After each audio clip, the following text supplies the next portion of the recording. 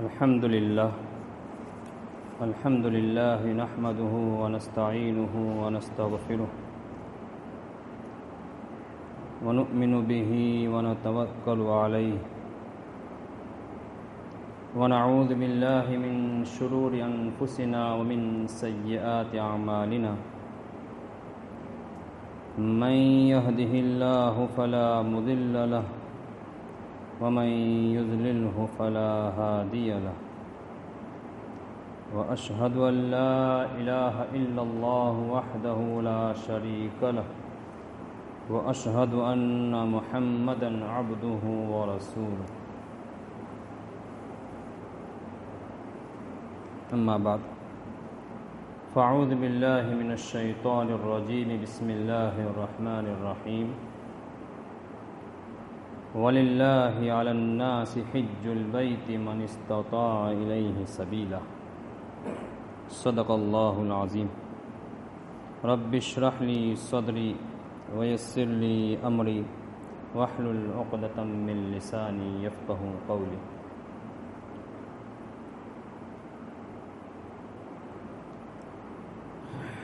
محترم حضرات، ابھی یہ ذی قعدہ کا مہینہ چل رہا ہے۔ اس سے پہلے شوال المکرم کا مہینہ تھا، اس سے پہلے رمضان المبارک کا مہینہ تھا۔ رمضان المبارک کے بعد میں شوال کی پہلی تاریخ ہی سے حج کا مہینہ شروع ہو جاتا ہے۔ شوال، ذی قعدہ اور ذی الحجہ کے 10 دن اللہ سبحانہ و تعالی نے ان ایام کی بڑی فضیلت رکھی ہے۔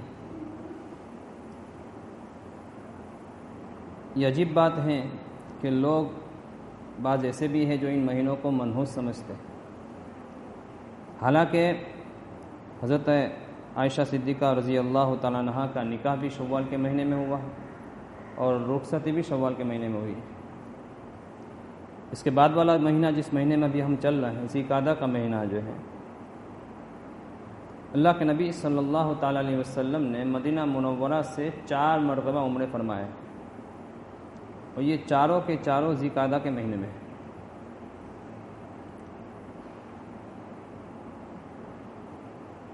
آج جس موضوع پر بات کرنی ہے وہ چونکہ بہت سے حضرات اس موسم میں حج کے لیے جاتے ہیں۔ اسلام کے 4 اہم رکنوں میں سے ایک رکن حج بھی ہے۔ نماز ہے، روزہ ہے، زکوٰۃ ہے اور حج۔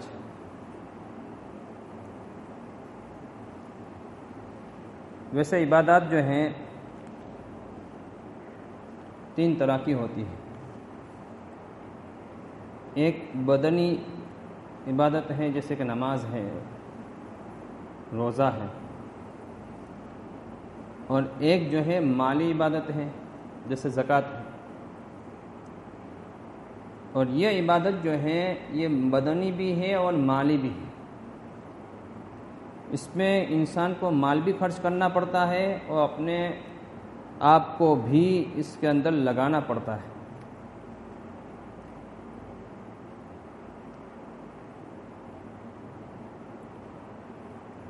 بہت ہی عاشقانہ عبادت ہے۔ زندگی پر آدمی کی تمنا ہوتی ہے کہ اللہ سبحانہ و تعالی زندگی میں کم از کم 1 مرتبہ اپنے گھر کی زیارت نصیب فرما۔ اللہ تبارک تعالیٰ سے دعا کرنی چاہیے کہ اللہ تبارک تعالیٰ بار بار ہمیں جانے کی توفیق نصیب فرما۔ آدمی یہ نہ سوچے، بعض مرتبہ آدمی دعا کرتا ہے اس لیے نہیں کرتا ہے کہ میرے پاس تو اسباب ہے ہی نہیں، مال تو ہے نہیں۔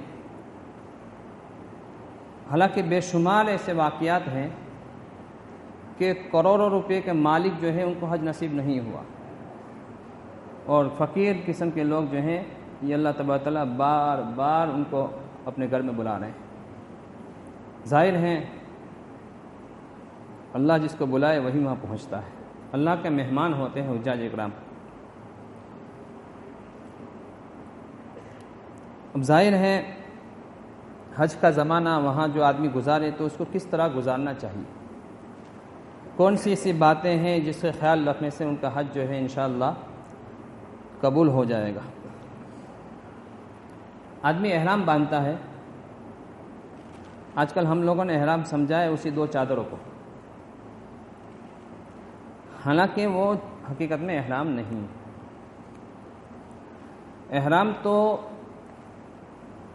جب آدمی ان 2 چادروں کو پہن کر کے نیت کر کے تلبیہ لبیک اللہم لبیک جب پڑھ لیتا ہے اس وقت اس کا احرام شروع ہوتا ہے. اب اس کے لیے بہت سے کام جو ہے حرام ہو جاتے ہیں.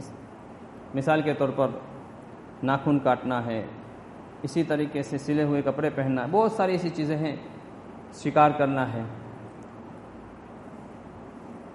یہ تلبیہ کیا ہے جس کو ہمیں لبیک اللہم لبیک لبیک لا شریک لک لبیک ان الحمد والنعمت لک والملک لا شریک لک.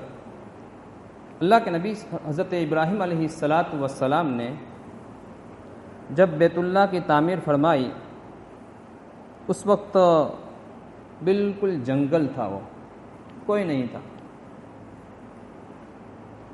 جب اللہ تبارک تعالیٰ نے حضرت ابراہیم علیہ السلام کو یہ حکم دیا کہ ابراہیم آپ اعلان کیجئے وَأَذِّن فِي النَّاسِ بِالْحَجِّ، کہ آپ لوگوں میں حج کا اعلان فرما دیجئے.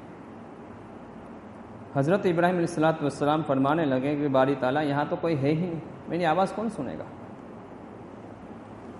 کہا کہ آواز دینا آپ کا کام ہے، پہنچانا ہمارا کام ہے. خیر، حضرت ابراہیم علیہ السلام نے اپنی وفاداری کا ثبوت پیش کرتے ہوئے اعلان فرمایا کہ لوگوں، اللہ تبارک تعالیٰ نے اپنا گھر بنایا ہے، تم یہاں پر آ کر کے حج کرو. جو آدمی قیامت تک وہاں جو جائے گا، حج کے لیے جاوے، عمرہ کے لیے جاوے، تو یہ لبیک جو ہے یہ دراصل حضرت ابراہیم علیہ السلام کی اس پکار کا جواب ہے کہ میں حاضر ہوں. لبیک کا معنی ہے میں حاضر ہوں. تو آدمی اس کا تصور لے کر کے جاوے کہ میں حضرت ابراہیم علیہ السلام نے جو پکار لگائی تھی اس کو اللہ تبارک تعالیٰ نے میرے حق میں قبول فرما لیا ہے اور مجھے اللہ تبارک تعالیٰ نے توفیق عطا فرمائی. آدمی یہ نہ سوچے کہ میں اپنی طاقت کے بلبوتے پر جا رہا ہوں، بلکہ بہت سے لوگ برسوں سے فارم بھرتے ہیں لیکن منظور نہیں ہوتے. اللہ تبارک تعالیٰ کا شکر ادا کرنا چاہیے ان حجاج اکرام کو جس کو اللہ تبارک تعالیٰ نے اس بار حج کے لیے جانے کی توفیق نصیب فرمائی. اس کے بعد آدمی جو احرام باندھتا ہے، میں نے ابھی شروع میں کہا تھا کہ حج تو ایک عاشقانہ عبادت ہے. اللہ تبارک تعالیٰ کی محبت میں آدمی اللہ تبارک تعالیٰ کے گھر میں حاضر ہوتا ہے. اب جب حاضر ہوتا ہے تو دنیا کی ساری چیزوں کو چھوڑ دیتا ہے، یہاں تک کہ اپنے لباس کو بھی چھوڑ دیتا ہے. ٹوپی ہے، لباس ہے سلا ہوا، کچھ بھی نہیں پہنتا، بس 2 چادروں کے اندر جا کر کے اللہ تبارک تعالیٰ کے سامنے حاضر ہو جاتا ہے. دراصل یہ 2 چادریں جو ہیں اس کو یہ یاد دلاتی ہیں کہ انسان تیرے اوپر ایک وقت آنے والا ہے تو سب کچھ چھوڑ کر چلا جائے گا. یہی 2 چادریں تیرے سامنے ساتھ ہوگی اور اسی کے ساتھ تو کفن کے ساتھ گویا کہ قبر کے اندر جائے گا. یہ گویا کہ کفن کی یاد تازہ ہوتی ہے کہ ایک دن مجھے بھی 2 چادریں پہن کر کے بغیر سلا ہوا کپڑا جو ہے پہن کر کے جانا ہے. اس کے بعد جو ہے آدمی طواف کرتا ہے. وہاں پر طواف کرنے سے پہلے ایک بات ذہن میں رکھیں، جب آدمی بیت اللہ کے میں حاضر ہوتا ہے تو ایک بہت بڑی غلطی عام طور پر کر لیتے ہیں جس کی وجہ سے بہت بڑی فضیلت سے محروم ہو جاتے ہیں. وہ کیا ہے کہ بیت اللہ پر جب پہلی نظر پڑتی ہے اس وقت آدمی جو بھی دعا مانگے گا وہ قبول ہوتی ہے. لیکن ہماری غفلت یہ ہوتی ہے کہ عام طور پر ہم جا رہے ہیں چلتے چلتے ایک نظر پڑی اور ہٹا دی، وہ فضیلت گئی ہماری.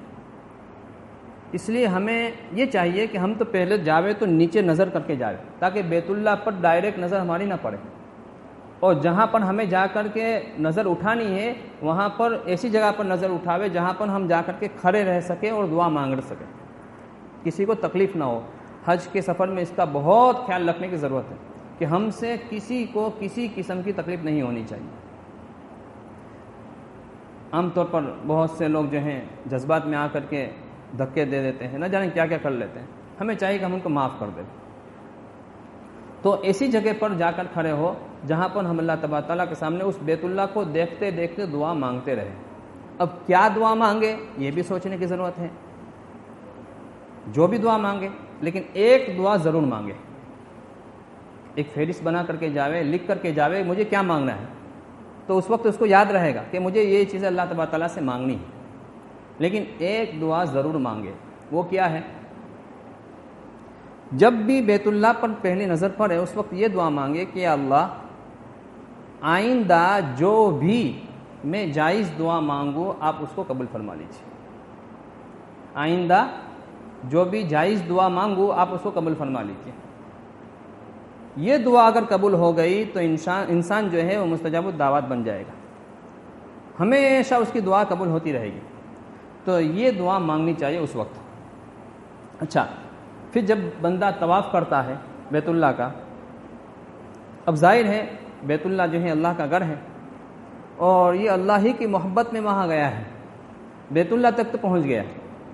اب بیت اللہ سے آگے پہنچنا ہے اللہ تک. آدمی کہیں بھی اپنی کسی محبوب کی تلاش میں ہوتا ہے تو ادھر ادھر بھٹکتا رہتا ہے. تو بس یہی بندہ جہاں کہ بیت اللہ کا چکر لگاتا رہتا ہے، میں اللہ تبارک تعالیٰ کو پا لوں، میں اللہ تبارک تعالیٰ کو حاصل کر لوں. اور پھر حجر اسود کو بوسہ دینا، عام طور پر بوسہ دینے کا موقع نہیں ملتا ہے، صرف ہاتھ سے اشارہ کرنا پڑتا ہے. بھیڑ اتنی ہوتی ہے، بہت سے لوگ جو ہیں وہاں پر جا کر کے بھیڑ بھاڑ میں ایک دوسرے کو دھکا دیتے ہیں اور یہ حرام کام کر کے آتے ہیں. تکلیف دینا مسلمان کو یہ حرام ہے. اس لیے دور ہی سے آدمی اشارہ کر کے استلام کر لے رہے، جو عام طور پر تربیتی کیمپ کے اندر سکھایا جاتا ہے. تو گویا کہ بوسہ دینا یہ گویا کہ یہ سمجھو کہ میں اللہ تبارک تعالیٰ کی قدم بوسی کر رہا ہوں. یہ آدمی کے اندر استحضار ہوگا تو پھر اس کا حج جو ہے وہ عجیب اس کی برکات ہوں گے. اللہ کے نبی صلی اللہ تعالی وسلم فرماتے ہیں کہ جب آدمی حج کر کے آتا ہے تو ایسا ہوتا ہے گویا کہ وہ آج ہی پیدا ہوا ہے. اس کے سارے گناہ معاف ہو جاتے ہیں. لیکن یاد رکھیے گا، گناہ معاف ہوتے ہیں، حقوق معاف نہیں ہوتے. ذنوب معاف ہوتے ہیں، گناہ معاف ہوتے ہیں، حقوق معاف نہیں ہوتے. یہ غلط لوگوں کے اندر سوچ ہے کہ حج کر کے آئیں گے تو سارے حقوق معاف ہو جائیں گے. نہ، حقوق معاف نہیں ہوں گے. حقوق جو ہیں وہ تو ادا کرنے ہی پڑیں گے. حقوق میں حقوق العباد ہے، یا ہماری نمازیں اگر باقی ہے تو اس کو بھی قضا کرنی پڑے گی. گناہ معاف ہوں گے، حقوق معاف نہیں ہوتے ہیں. اللہ کے نبی صلی اللہ تعالی علیہ وسلم فرماتے ہیں، حضرت عبداللہ ابن عباس رضی اللہ تعالیٰ عنہما کی روایت ہے کہ بیت اللہ پر اللہ تبارک تعالیٰ 120 رحمتیں نازل فرماتے رہتے ہیں. یہ بات ذرا سنیے، 120 رحمتیں بیت اللہ پر نازل ہوتی رہتی ہیں. اب اس میں سے جو لوگ طواف کرتے رہتے ہیں بیت اللہ کا، ان کے اوپر اس میں سے 60 رحمتیں نازل ہوتی ہیں. 60 یعنی 60 رحمتیں جو ہیں وہ طواف کرنے والوں پر نازل ہوتی ہیں. باقی رہی 60. تو باقی 60 رحمتیں جو ہیں ان میں سے 40 رحمتیں جو ہیں وہ نماز پڑھنے والوں پر. 100 ہوئی. اب 20 رحمتیں جو ہیں اس کو ذرا سنیے گا، صرف اور صرف بیت اللہ کو دیکھنے والے کو. معاف کیجئے گا، عام طور پر حجاج اکرام جو جاتے ہیں خصوصاً نوجوان لوگ، ایک صاحب کہنے لگے یار مجھے طواف کرنے کا موقع تو بہت کم ملا، لیکن آپ ان کو کسی بازار اور کسی مارکیٹ کا ایڈریس پوچھ لیجئے تو انشاءاللہ کسی رہبر کی ضرورت نہیں پڑے گی. بس کیا کرنے گئے آپ وہاں پہ جا کر؟